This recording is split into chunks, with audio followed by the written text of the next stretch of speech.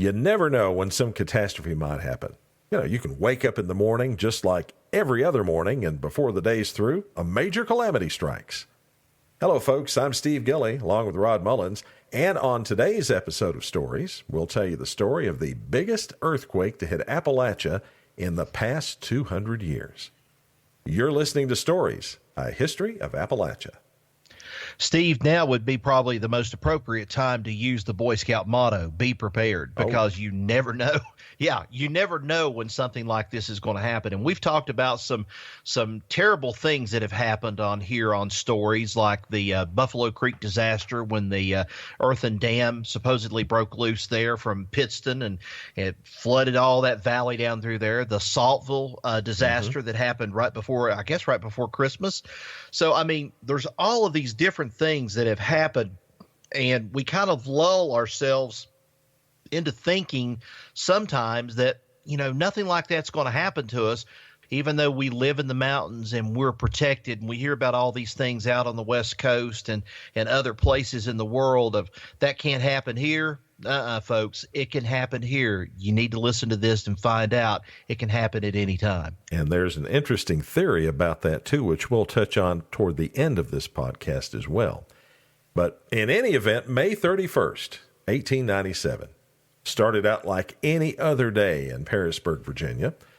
Folks woke up, went to work or school, and otherwise did what they always did.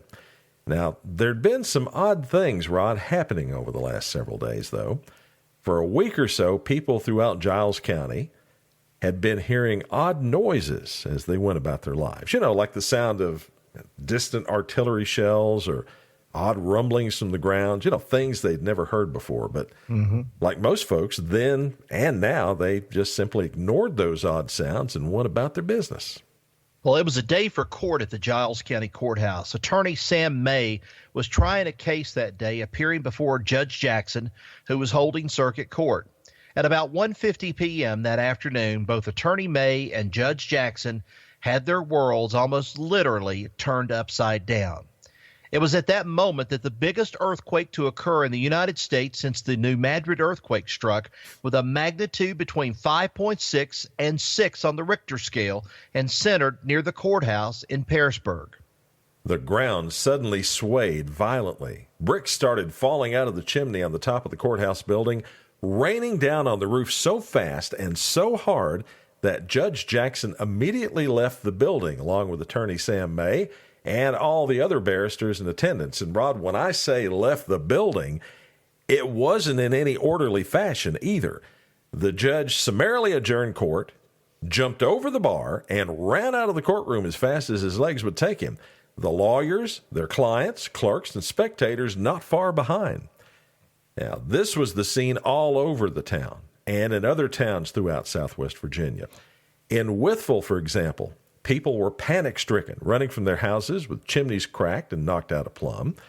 The courthouse there in Giles County was badly cracked, and buildings all over the town collapsed. In Bristol, Tennessee, the quake, quote, shook the buildings so that the people ran into the streets. Chimneys were thrown to the ground.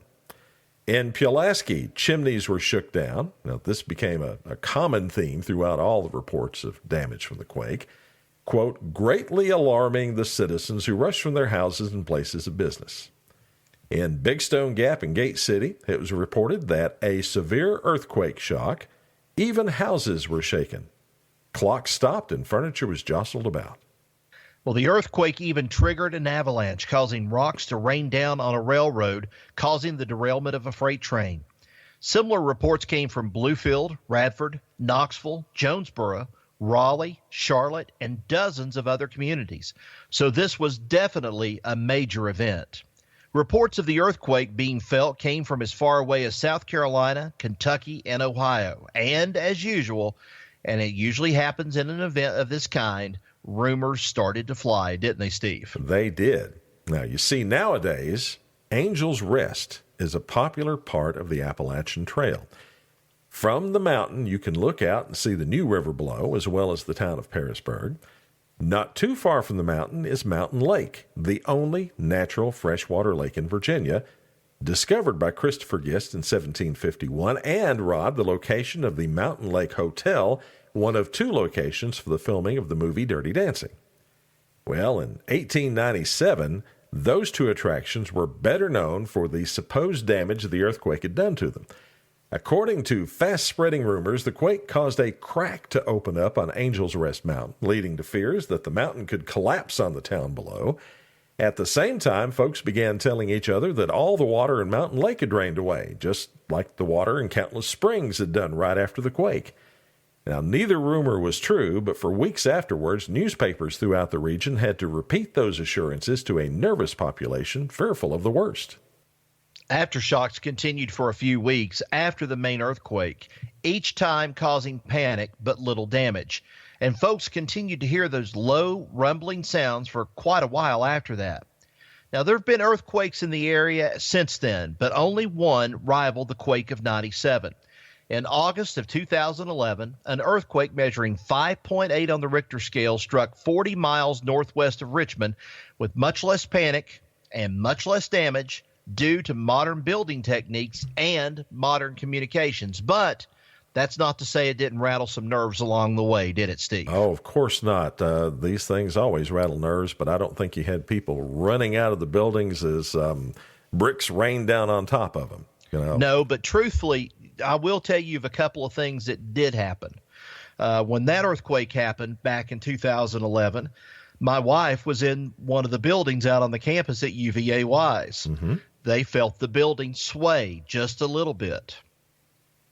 Now, there were other reports of some different places in between, from Louisa County, from right in there, all the way through Southwest Virginia, and they differed. But still, the panic was a lot of people thought it's an earthquake. For some of the older people, you know what the first thing they thought? It was a mine blast.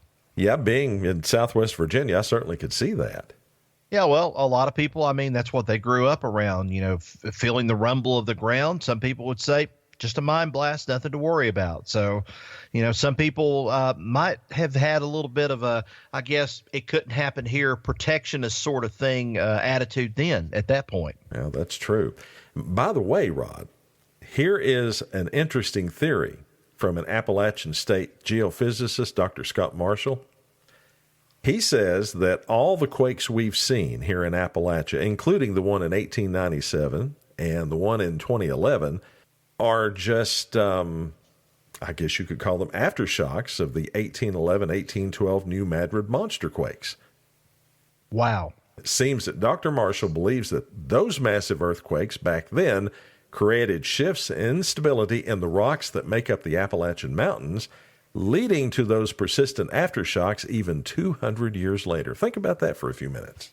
Well, you know, and there's a lot of stories, too, of, you know, I really don't know when it happened, but you look at Pine Mountain. If you go over to Kentucky and you start looking at things over in that direction, you see the I guess the up motion of some of the rocks as they're going up, and then you see another layer down below. Now, whether that happened during that time or way before, I would say probably happened way before the New Madrid quake, but still there was a lot of thrust in that ground forcing that up, and that's all along the Pine Mountain range. So, you know, it's possible it could have been. And there is a major fault. I should say that too. There is a fault over at Pine Mountain that kind of runs in. All these kind of faults kind of run together somewhere along the line of where they all kind of latch on. And then I guess they kind of, when an earthquake happens, they kind of radiate a little bit more, I guess, with a little bit of power considering where they are. Yeah. So I guess we'll not know what's going to happen and where it's going to happen, I guess, until it does happen. True. So I have been in one earthquake, and I don't know if you remember this earthquake or not. About 1987 or 1988, they had a small quake down at Middlesboro.